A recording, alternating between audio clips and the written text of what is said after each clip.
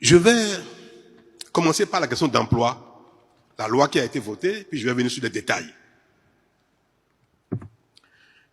C'est vrai, nous avons au Bénin depuis toujours un déficit grave en termes d'offres d'emploi, que ce soit par le secteur public, que ce soit par le secteur privé. Qu'est-ce qu'il faut faire pour impulser la création d'emplois? Public, privé. Notamment privé. Puisque nous avons choisi et n'avons pas remis en cause notre modèle de développement économique qui est le libéralisme économique. C'est le secteur privé qui, durablement, va créer le plus d'emplois possible dans la communauté béninoise. Que ce soit les emplois agricoles, travailler dans l'agriculture, l'élevage, la production végétale. C'est pas l'État qui est le plus indiqué pour avoir une ferme, pour avoir un élevage, pour avoir une industrie agricole ou bien une agroéconomie. C'est pas du tout l'État. Nous savons, ici personne ne dira le contraire, que l'État est mieux indiqué pour avoir une ferme, que l'État est mieux indiqué pour avoir un élevage, que l'État est bien indiqué pour avoir une industrie de transformation, une dynamique agro-industrielle, même si depuis l'État impulse un peu directement ce secteur-là. Donc nous ne remettons pas en cause le fait que le secteur privé doit créer et est destiné et habilité à créer le maximum d'emplois durables. Durable, ça veut dire quoi? Et ça veut dire durable pour l'employé qui est employé dans l'économie ou durable pour le secteur. Une industrie que vous allez venir installer demain, vous, si vous avez les moyens. Vous êtes financé, vous avez le besoin, vous avez des partenaires, vous créez une industrie.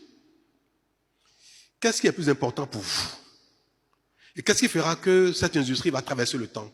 5 ans, 10 ans, 20, 99 ans, et vous allez passer la main à vos héritiers.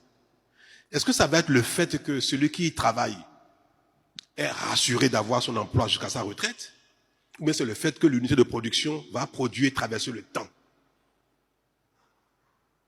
Qu'est-ce qui est plus important que les deux?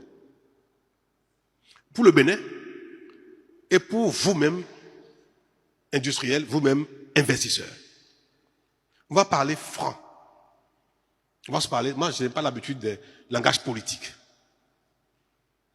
Est-ce que c'est la stabilité pour Pierre, Kodjo, Bio et consorts? Il a un emploi, il a été embauché, il est sûr de finir sa carrière, d'aller à la retraite, d'avoir un salaire convenable tout le temps. Est-ce que pour vous, c'est ça qui prime par rapport à la durabilité de l'entreprise elle-même? Sur les principes. Répondez-moi. Monsieur le Président, si je dois répondre, je dirais que je vais vous retourner la parole parce que j'ai jamais été employeur. Mais vous avez sûrement envie de devenir un jour quelqu'un d'important, de riche et de créer des emplois. Probablement. Mais vous avez sûrement à la maison un gardien, une nounou, non? Bon, vous avez une nounou? Oui, j'ai une nounou. Est-ce que vous avez une nounou pour vos enfants? Vous avez une femme de ménage pour vos enfants? J'ai une nounou pour les enfants. Vous avez une nounou pour vos enfants? D'accord. Oui. Pour vous, qui payez la nounou, qu'est-ce qui est plus important pour vous? Est-ce que c'est le fait que la nounou soit là pour 20 ans, 50 ans, par son salaire? Ou bien c'est le fait que votre femme, vos enfants, aient le meilleur service de nounou? Qu'est-ce qui prime pour vous? Par rapport à votre nounou, par rapport à votre chauffeur, qu'est-ce qui prime? Je n'y ai pas pensé. Je n'y ai pas pensé à ça. Oui, oui. Non, je n'y ai pas pensé. Non, je n'y ai pas pensé. Je n'y avais pas pensé. Oui, non, mais je n'y ai pas pensé. Vous n'avez pas pensé à ça? Non, je n'y ai pas pensé, Monsieur le Président. En fait, il a répondu à la question.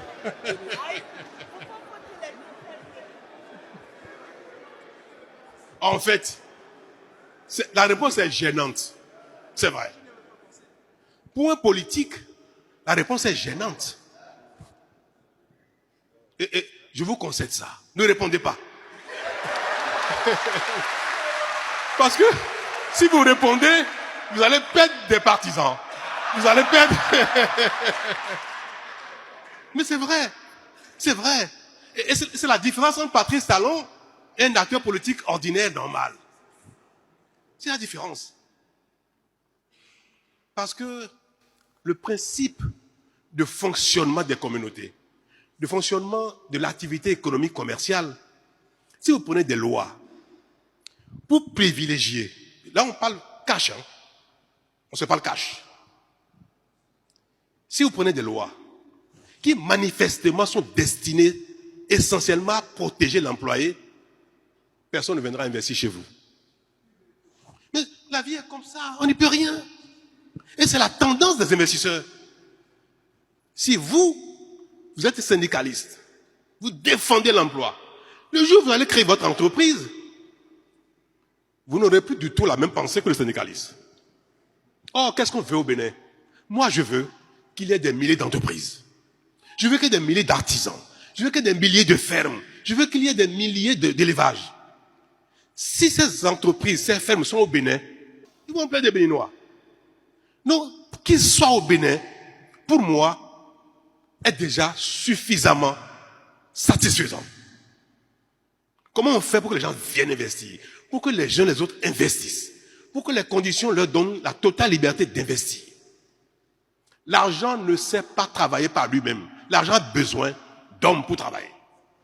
Si l'argent vient, si l'entreprise est créée, si ce n'est pas Bio qui travaille, ce sera Jacques, ce sera Pierre, ce sera Kodjo. Quelqu'un travaillera dedans. Je veux que globalement, il y ait des millions d'emplois au Bénin. Alors vous me direz que oui, mais si on continue comme ça, les investisseurs vont utiliser les gens à leur payer rien du tout. De sorte que tout le monde sera des pauvres employés. C'est ça la question que ça appelle. C'est bon qu'il y ait des emplois. Mais est-ce qu'il faut que des emplois où tout le monde soit de la misère? Pour que les employés n'aient rien du tout. Ça, c'est pas bon. Et en fait, et je vais continuer. Quand il y a l'emploi, qu'est-ce qui permet également à l'entreprise de traverser le temps? Si les employés ne sont pas satisfaits, s'ils ne sont pas contents, ils ne resteront pas. Si vous maltraitez votre chauffeur, si vous maltraitez votre nounou, si vous le payez mal, vous ne l'avez pas bien, si dans le pays, nous sommes dans un environnement dynamique où il y a des emplois partout, les gens cherchent des chauffeurs partout, cherchent de nous partout, elle partira, votre chauffeur partira également. Donc quand on crée l'environnement qu'il faut, cet environnement oblige même les uns les autres à être performants en termes de conditions de travail. Donc, ce qui permet de résoudre le problème de la durabilité, du confort de travail, c'est encore si l'environnement est suffisamment dynamique et a créé beaucoup d'emplois. Plus il y a d'emplois, plus il y a une compétition entre les employeurs. Est-ce que vous comprenez ça? Plus il y a d'offres d'emploi, plus on fait la cour aux gens pour venir travailler. Quand il n'y a pas assez d'emplois, la loi peut être faite n'importe comment, l'employé sera maltraité. Donc, en définitive, la seule solution qui permet de régler la vie de l'entreprise, la durabilité, son parcours dans le temps, et en même temps le confort des travailleurs, c'est qu'il y ait un grand nombre d'offres d'emploi, de sorte que le nombre d'emplois, de demandeurs d'emploi soit même inférieur, ou à peu près équilibré avec le nombre d'offres d'emploi. Toutes les lois, toute notre stratégie doit être dans ce sens-là.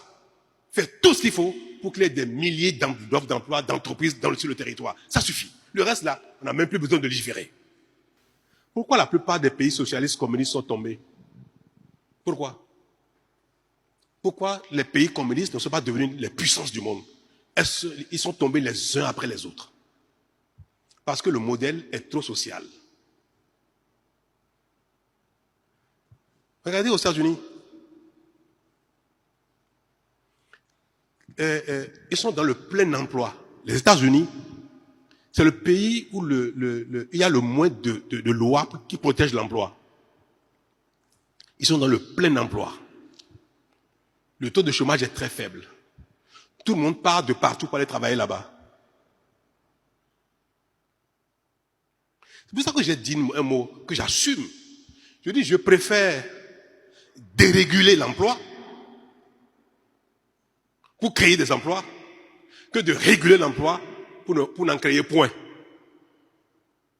Les textes ne nous serviront à rien s'ils sont beaux, extraordinaires, protègent socialement les gens, mais en face, il y a 0 offre d'emploi. Moi, j'ai à cœur de faire travailler les jeunes. J'ai à cœur de créer un environnement dans lequel il y a de l'emploi pour les uns et les autres.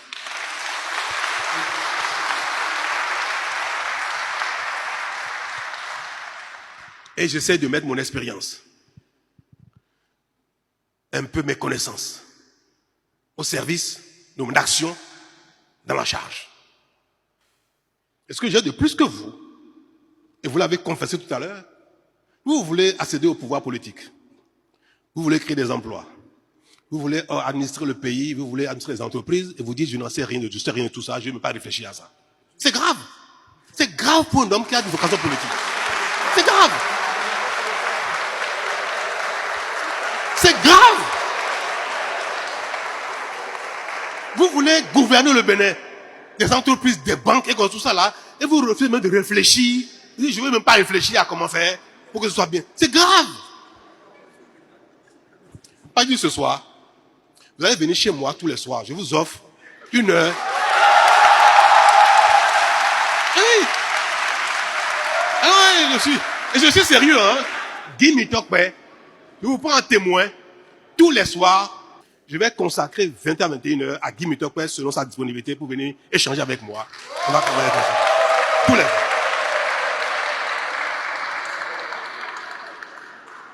Parce que c'est mon ami. Ah oui, c'est mon ami. Ah, il fallait venir avec lui. Vous voulez que je livre quelque chose de nos secrets? Vous voulez? Je peux parler de nos secrets?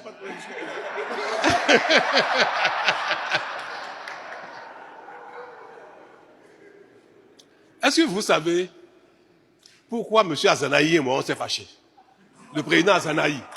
Vous savez pourquoi on s'est fâchés?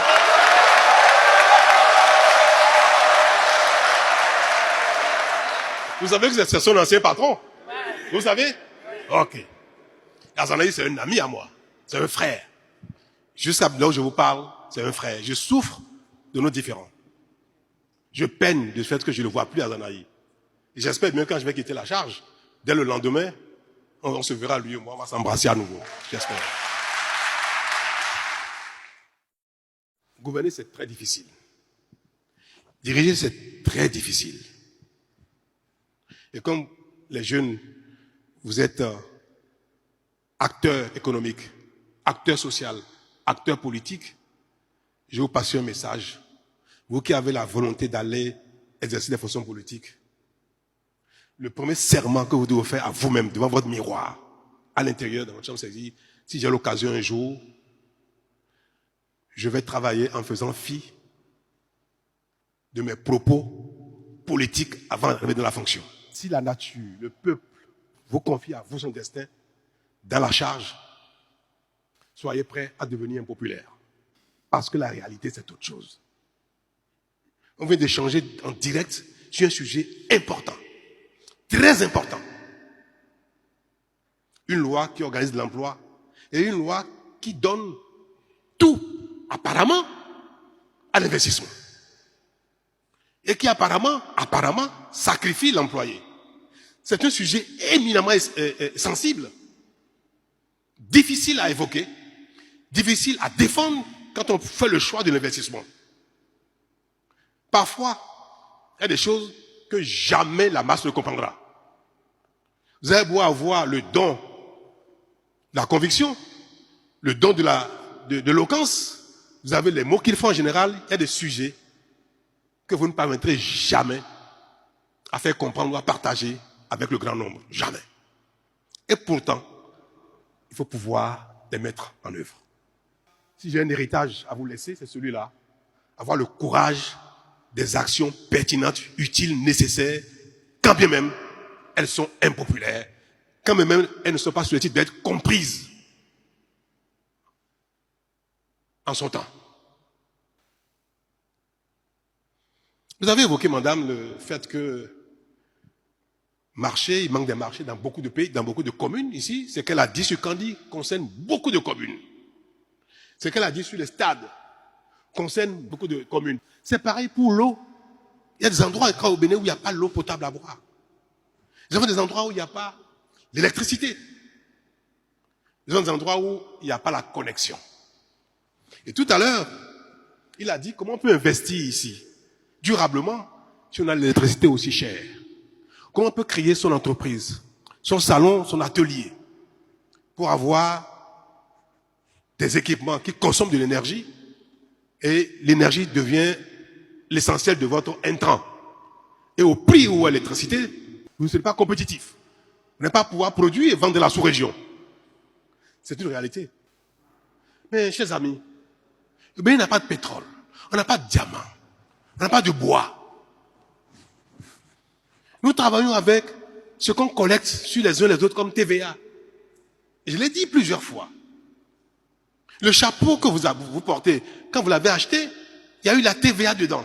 Donc nous tous, nous contribuons, chacun à son niveau, aux recettes publiques. Ce n'est pas seulement ceux qui paient les impôts directement qui payent quelque chose à l'État. Hein. Même ceux qui consomment, vous consommez. Vous avez le sucre. Le sucre, on l'importe. Vous payez quelque chose. La TVA et la douane. Donc le Bénin, l'État du Bénin, n'a comme ressource que ce que nous collectons sur vous, sur nos citoyens, sur les entreprises, sur les individus. Même les plus pauvres, quand il mange un morceau de sucre, il a payé quelque chose, un petit centime. Il n'y a que ça que nous avons. Puis quand on va demander aux banques locales ou étrangères de nous prêter de l'argent, les gens regardent comment nous collectons. Vous collectez 100 francs. Vous consommez 90. Vous pouvez avoir 10 francs pour payer votre dette. Quand vous avez un salaire, vous allez à la banque, on regarde comment vous gagnez comme salaire. Donc on ne vous prêtera que ce qui est compatible avec votre capacité de remboursement. Voilà que le Bénin n'a que les impôts qu'il collecte. Donc quand on présente ça chaque année, l'année dernière, on a collecté tant d'impôts. On a eu tant de dons, un peu, il y a encore un peu de dons. On montre aux banques, on dit voilà ce que nous avons. Les banques calculent et disent, vous là, on peut vous prêter tel montant. Vous avez déjà des dettes avant. Hein. Vous payez normalement, c'est vrai. Mais quelle est votre capacité de remboursement qui reste? C'est en fonction de ça qu'on vous prête encore de l'argent. Quand nous levons de la dette, je vous rassure, chers jeunes, que ça tient compte de notre capacité globale d'endettement. Nous ne sommes pas en surendettement. Et puis c'est transparent. Et on publie chaque année nos recettes. Donc, on ne peut emprunter que ce qu'on peut rembourser. Voilà qu'il n'y a pas le courant partout. Il n'y a pas l'électricité partout. Il n'y a pas Internet partout. Comment on fait pour financer tout ça? Par an, sur 5 ans, sur 10 ans, on ne pourra financer que ce que notre argent, ce que ça nous permet de financer sur 5 ou 10 ans. Une bonne partie du territoire sera électrifiée, mais pas tout le territoire. Parce que on a fait les calculs, on m'a dit non. C'est seulement quand on fait les projections, c'est en 2027, 28 qu'il y aura le courant partout. En 2025, on peut faire des miracles, on ne peut pas, parce qu'on n'a pas les moyens de le faire. Internet, c'est pareil. C'est pour ça que des fois, il y a des choses que nous projetons, et 1 ou 2 ou 3 ans après, malheureusement, nos projections sont un peu faussées, et l'atteinte des objectifs est différée de 1 ou 2 ou 3 ans. Donc, ce n'est pas pour rien, madame, que l'électricité n'est pas partout, que l'eau n'est pas encore partout, que les marchés ne sont pas partout. On a fait des marchés, on a fait la projection, on a fait des stades, et on sait que dans 3 ou 4 ou 5 ans à venir, la deuxième vague qui va commencer en 2026 va satisfaire encore un grand nombre de communes, en stade, en marché et autres. Et notre objectif, c'est que sur les 3 phases, il reste encore 2, d'ici 7 ou 8 ans maximum, toutes nos communes soient dotées en termes de stades, d'infrastructures sportives et marchandes, toutes les communes. Nous, on a commencé, on a montré que c'est possible. Regarde le nombre de marchés qu'il y a. Et ça donne envie. Le nombre de stades qu'il y a, ça donne envie. Donc, désormais, le Bénin est capable, sur 5 ans, sur 10 ans, de faire ça. Et de répéter la même chose sur les 10 années à venir. Ce qu'on a fait les 10 ans passés, on est capable de faire encore mieux les 10 ans à venir. On a donné la tendance que nos recettes sont capables de satisfaire nos besoins. Mais le prix, Quand vous allez emprunter pour construire une centrale électrique, ou faire des lignes, mais il faut rembourser avec quoi? Une partie des impôts, si on veut subventionner, et une partie avec le prix que payent les consommateurs.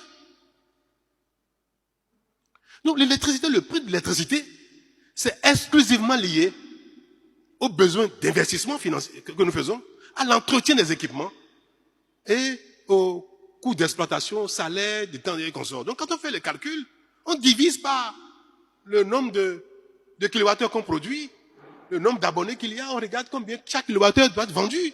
Sinon, vous allez investir partiellement, vous n'avez pas payé votre dette, et vous ne pouvez plus investir pour la suite. Si vous ne payez pas la dette, vous n'aurez pas de financement pour faire le reste. Donc pendant qu'on fait une partie, on doit montrer qu'on paye les dettes. La phase 2, vous nous prêtez pour faire le reste. Nous avons eu tort d'avoir été en retard. Nous avons eu tort d'avoir fait un mariage avec l'État à 40 milliards qui n'a pas allumé une ampoule. Aujourd'hui, pour faire la même chose, il nous faut 2 fois plus d'argent. C'est ça la réalité du monde dans lequel nous sommes et notre réalité à nous. L'électricité est chère, Internet est cher, c'est vrai, mais il vaut mieux avoir Internet un peu cher que zéro Internet. Il vaut mieux avoir le courant un peu cher que zéro courant. Il vaut mieux avoir l'eau un peu cher que pas d'eau du tout. Regardez tout ce qu'on investit pour le secteur de l'eau. Regardez partout. Nous n'avons rien fait presque dans le passé. On a fait des choses qu'on n'a pas entretenues. Tout est en train de tomber en panne au fur et à mesure que la population consomme de plus en plus. On déploie des centaines de milliards qui n'étaient même pas prévus. Mais je dis, je préfère amener l'eau potable à mon concitoyen, où qu'il soit, qu'il paye le prix, même si c'est cher, au moins il sait que s'il a l'argent, il peut avoir l'eau potable. Il y en a qui ont l'argent, ils n'ont pas l'eau. La notion de prix, cher pour l'eau, pour les péages, pour les routes, pour l'électricité, pour Internet, nous devons savoir que c'est ce que j'appelle serrer la ceinture. Serrer la ceinture, ce n'est pas le fait que quelqu'un ne soit pas payé de son argent, de ce qu'on lui doit, de son salaire, qu'on en prenne à quelqu'un plus qu'il n'en faut. C'est aussi capable de payer le péage, parce qu'en payant le péage, on peut entretenir les routes. On peut construire d'autres routes avec ça. En payant l'électricité, même si c'est un peu cher, ça nous permet d'avoir le courant, de l'amener plus loin pour les autres qui n'ont pas encore de courant et d'améliorer la qualité du courant. Payer l'Internet un peu plus cher, ça nous permet d'avoir la qualité qu'il faut et aussi d'envoyer l'Internet partout dans le pays. Parce qu'il faut de l'argent pour le faire. Et qui va payer? C'est pas nous. Donc le prix que nous payons, même cher, est destiné à satisfaire les besoins que nous avons. C'est notre moyen de financer l'investissement et de financer l'exploitation, de financer l'entretien. Moi, ce que j'aimerais, on va dire, faisons tout pour améliorer la qualité de l'Internet. Faisons tout pour qu'il y ait de l'Internet partout. Faisons tout pour qu'il y ait du courant partout, qu'il y ait de l'eau partout. C'est un nouveau deal que je veux, avec vous aujourd'hui, convenir et signer. Un deal nouveau, qui est que, même si c'est cher, on veut le faire. Même si c'est cher, le Bénin veut avoir l'Internet partout. Même s'il est cher, le Bénin veut avoir le courant partout. Mais c'est ça l'indépendance. C'est ça la souveraineté. C'est ça.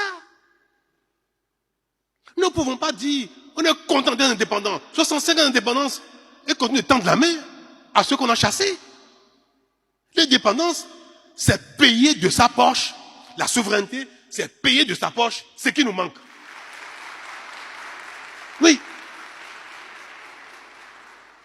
65 ans après, nous devons être capables, même si c'est cher, d'avoir l'eau, l'électricité, Internet, les routes, la santé, l'école, la formation technique professionnelle. Même si c'est cher n'importe comment, on va vendre tout ce qu'on a pour avoir ça s'il faut. Parce que c'est important pour nous. C'est nous-mêmes qui devons financer ça. Et si on ne le fait pas, on n'aura jamais. Ce qui nous a manqué aujourd'hui, manquera à nos enfants. Ce qui nous manquera aujourd'hui, manquera à nos petits-enfants.